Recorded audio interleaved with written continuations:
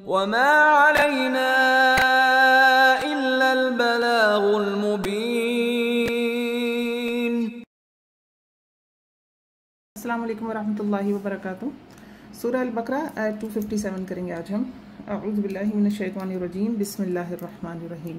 अल्लाहु वलियुल लज़ीना आमनू, अल्लाह ताला वली दोस्त हैं किसके? अल्लज़ीना, उन लोगों के, आमनू जो ईमान लाए। अल्लाह रब्बुल इज़्ज़त दोस्त हैं उन लोगों के जो ईमान लाए।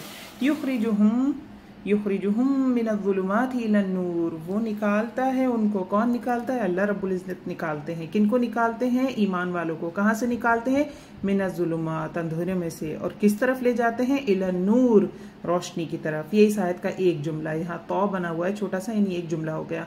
दूसरा जुमला क्या है? वल्लदीना कफरू, व और अल्लदीना वो लोग, कफरू जिन्होंने कुफ्र किया।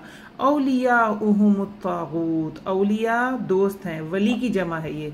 हम उनके, किनके? उन लोगों के जिन्होंने कुफ्र किया। कौन है उनके दोस्त? अत्तागूत, तागूत दोस्त हैं। तागूत कौन होते हैं?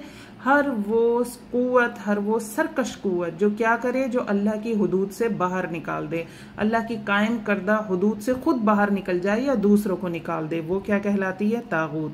युखरिजूनहुम, वो निकालते हैं उनको। कौन निकालते हैं? ये जो तागूत होते हैं ना, ये निकालते हैं। किनको निकालते हैं? उन लोगों को निकालते हैं या ले जाते हैं जिन्होंने कुफ्र किया। कहाँ ले जाते हैं?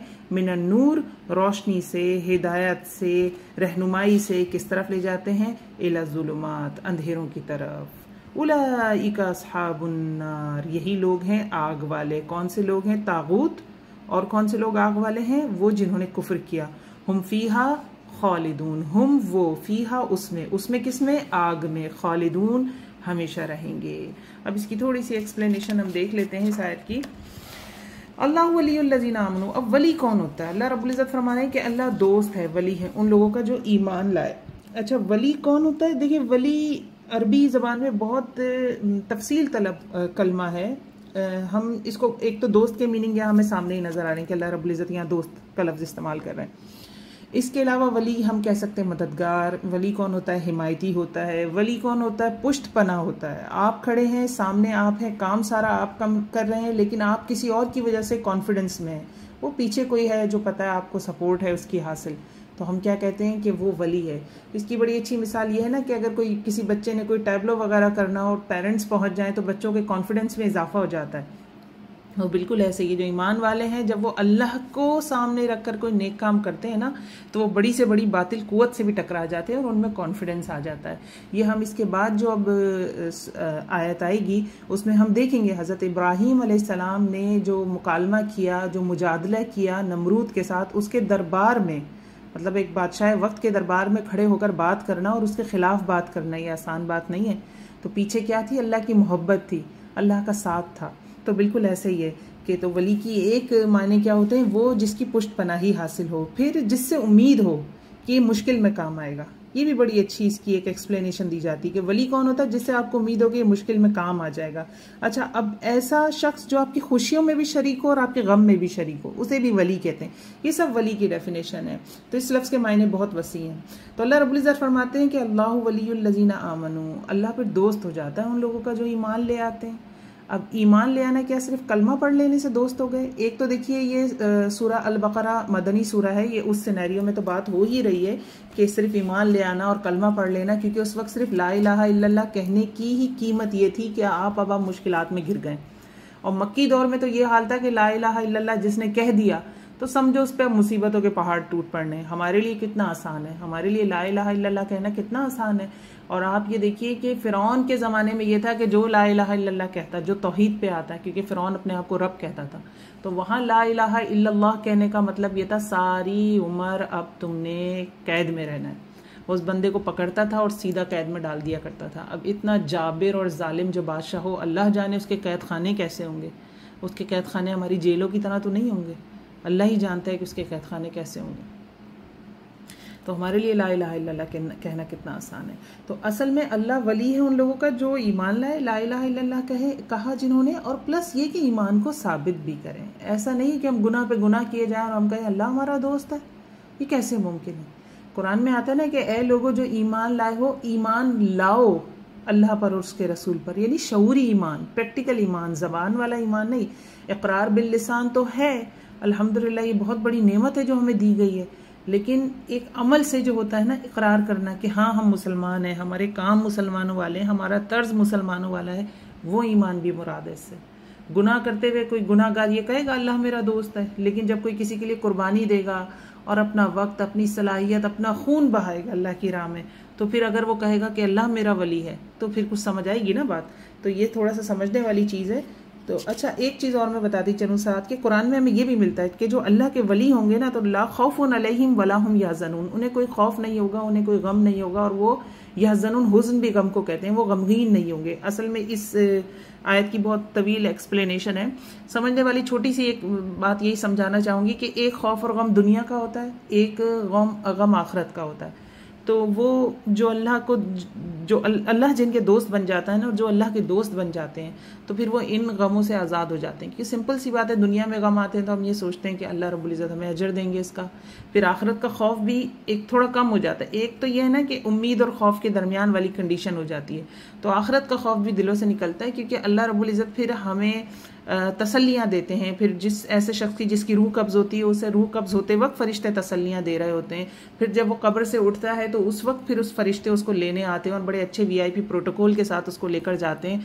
तो ये सारी चीज़ें क्या होती हैं, उस वक्त के खौफ को और गम को कम करती हैं। तो आखिरत के हवाले से भी उसको अमन नसीब होता है, दुनिया के हवाले से भी अमन नसीब होता है।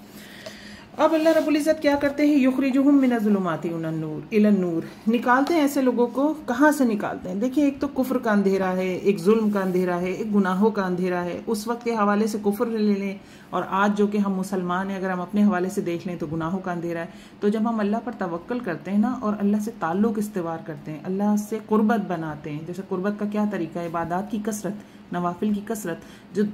तो जब इंसान अल्लाह से करीब होने लगता है ना, तो खुद ब खुद उसे महसूस होता है कि वो अंधेरों से बाहर आ रहा है। उसके दिल में एक इत्मीनान भरने लगता है, एक रोशनी भरने लगती है।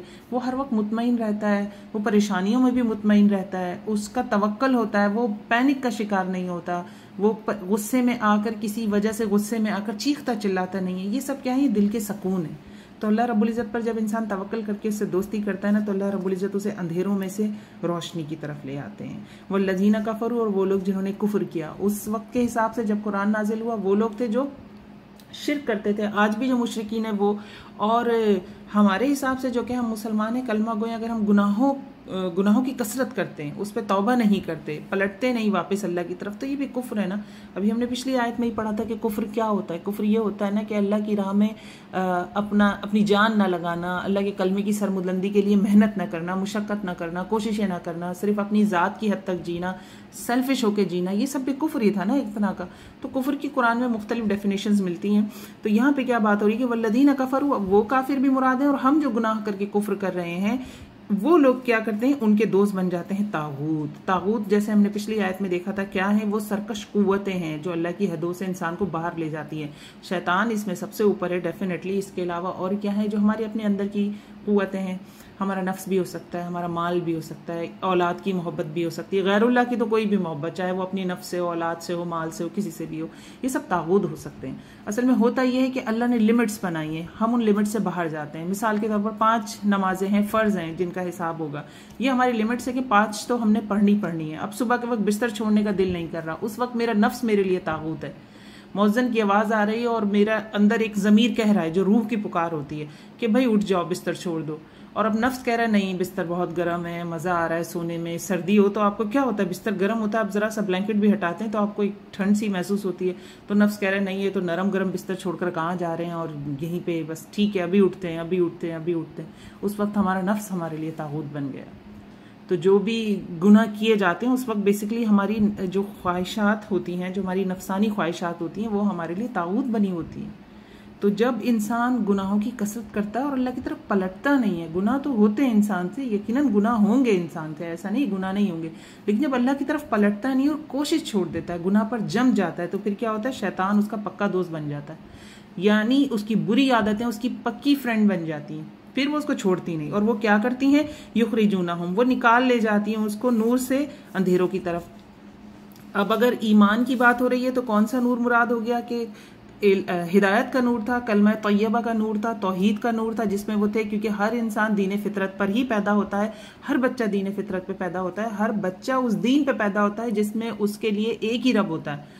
अगर उसके पेरेंट्स उसको ये सारी चीज़ें ना सिखाएं जो वो उसको सिखाते हैं, यहूदी बना देते हैं, नसरानी बना देते हैं, जो भी बनाना होता है, जो उनका माहौल होता है, कुछ एक टीचिंग माहौल भी करता है, तो अगर वो सारा कुछ उस बच्चे के साथ ना किया जाए तो क्या होता है कि वो बच्चा दीन फितरत पे ही आए, उसके अंदर से गवाही आएगी कि हाँ कोई रब है और एक ही है, ऐसे नहीं है मल्टीपल है, या ऐसे नहीं है कोई इंसान मेरा रब है, या ऐसे नहीं है कि कोई जानवर मेरा रब है, और ऐसे भी नहीं है कि कोई बुत मेरा रब है, कोई पत्थर मेरा रब है, ऐसे नहीं हो सकता। कोई है, कोई सुपर पावर है, लेकिन है जो सिस्टम चला रहा है। तो ये एक रोशनी होती है जो अल्लाह ने अंदर रखी होती है। तो हम जब ख्वाहिशात नफ्स के पीछे लग जाते हैं ना, गलत सोहबत में बैठने लगते हैं, तो ये दोस्तियां हमें कहाँ ले जाती हैं? जहन्नुम की तरफ ले जाती हैं। ये ख्वाहिशात नफ्स हमें कहाँ ले जाती हैं? जहन्नुम की तरफ ले जाती हैं। और जहन्नुम क्या है?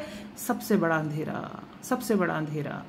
तो यहाँ पे जो है ना, युखरिजूनहुम मिनन नूर इला ज़ुलुमात, तो नूर हमारे अंदर है और हमें ये तागूत कहाँ ले जाते हैं? उससे अंधेरों की तरफ। और आखिर में सबसे बड़ा अंधेरा, एक तो दुनिया में ही अब अंधेरे में जीते हैं। जब इंसान सिर्फ और सिर्फ अपनी ज़ात के लिए जीता है तो उसे माशरे के गरीब लोग भी नहीं नज़र आते, मिस्कीन तबके को भी इग्नोर करता है, हर मांगने वाले को, मैं बैगरी जो है, जो फ़कीर है, उनका जो प्रोफेशन है उसको प्रमोट नहीं कर रही, उन्हें तो बहरहाल कोशिश करनी चाहिए कि ना ही दे इंसान। लेकिन कुछ ऐसे भी होते हैं जो सफ़ेद पोश होते हैं, जो मांगते हैं, लेकिन जब इंसान अपने लेवल पे जी रहा होता है ना, सिर्फ अपने नफ्स के लेवल पे, अपनी ख्वाहिशात के लिए, तो फिर वो ऐसे लोगों को धुतकारता है या बुरा समझता है कि ये क्या हाथ फैलाते रहते हैं हर वक्त। और इंसान बड़ा अंधेरों में जीता है, उसे चीज़ें वाज़े नज़र नहीं आती हैं, उसका दिमाग खुलता नहीं। कुरान को भी वो सिर्फ एक किताब समझने लगता है। इस्लाम के हवाले से ये सोच हो जाती है अक्सर लोगों की कि ये तो 1400 साल पहले नाजिल हुई, जबकि आप सल्लल्लाहु अलैहि वसल्लम फरमा रहे हैं कि इसमें तुम्हारे मसाइल का भी हल है। सहाबा कराम से फरमाते हैं रज़ियल्लाहु ताला अन्हुम अजमईन कि इसमें तुम्हारे मसाइल का भी हल है और तुम्हारे जो बाद आने वाले लोग हैं उनके मसाइल का भी हल है। तो कुरान तो एक आलमी किताब है और आखिरी वक्त तक के लोगों के लिए सरचश्मा हिदायत है। तो अल्लाह रब्बुल इज़्ज़त फरमाते हैं फिर एट दी लास्ट क्या हो जाता है? उलाइका अस्हाबुन नार, बड़े अंधेरे में, बड़ी आग में जा गिरते हैं, हमेशगी के अंधेरे में चले जाते हैं। और कैसा जाना है? हुम फीहा खालिदून, और फिर वो हमेशा रहेंगे उसमें। ये नहीं होगा कि 1 महीना 2 महीने। जहन्नुम की सज़ा जो दायमी है ना, ये है असल में सज़ा। दुनिया में भी बीमार होते हैं, कैसा कैसा वक्त आ जाता है, इंसान कितना डिप्रेशन में चला जाता है, लेकिन वक्त गुजर जाता है। जब अपने प्यारे कभी फौत हो जाते हैं, वक्त गुजर जाता है। लेकिन बात यह है कि जो जहन्नुम की सज़ा है ना, वो ख़त्म होने वाली नहीं है। अगरचे इस पर मुफस्सिरीन कराम में बहस है थोड़ी सी कि एक वक्त आएगा जहन्नुम ख़त्म कर दी जाएगी, लेकिन उस बहस की जितनी मैंने दलाइल सुने तो अभी तक कोई ऐसी ठोस दलील पेश नहीं की गई जिससे हाँ ये राह निकाली जाए। लेकिन बहरहाल इस पर एक बहस है मौजूद। लेकिन अल्लाह रब्बुल इज़्ज़त फरमा रहे हम फीहा खालिदून, वो हमेशा रहेंगे इसमें। असल मसला ये हमेशगी का है। जिस तरह जन्नत में असल नेमत हमेशगी है ना, हमेशगी, दुनिया में भी नेमतें मिलती हैं, आप इंजॉय करते हैं, लेकिन हमेशगी नहीं होती। जन्नत की जो नेमतें हमेशगी वाली हैं, इसी तरह जहन्नुम के अजाब भी हमेशगी वाले हैं। रब्बना स्रिफ अन्ना अज़ाब जहन्नम इन्ना अज़ाबहा कान गरामा इन्नहा साअत मुस्तक़र्रन व मुक़ामा। अस्सलामु अलैकुम व रहमतुल्लाहि व बरकातुहू।